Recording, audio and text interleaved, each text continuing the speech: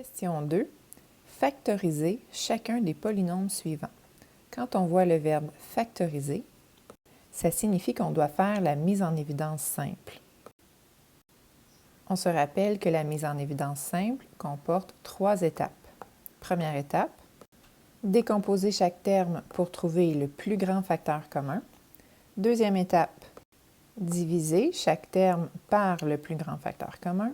Et troisième étape, écrire le produit des facteurs qui sera le plus grand facteur commun trouvé à l'étape 1 et le quotient trouvé à l'étape 2.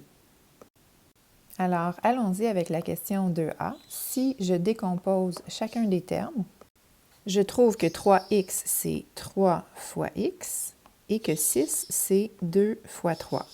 Je peux observer que le facteur commun est 3. C'est le seul facteur commun, donc automatiquement, c'est mon plus grand facteur commun. Étape 2, je vais diviser chacun des termes par ce plus grand facteur commun, donc je vais réécrire mes deux divisions.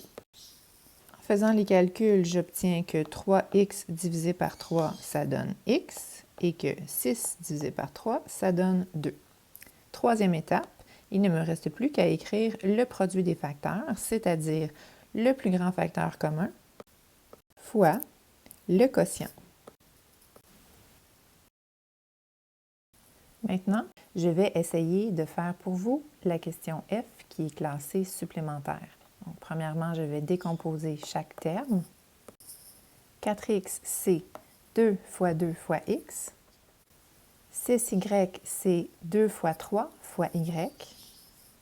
Et moins 8, c'est moins 2 fois 2 fois 2.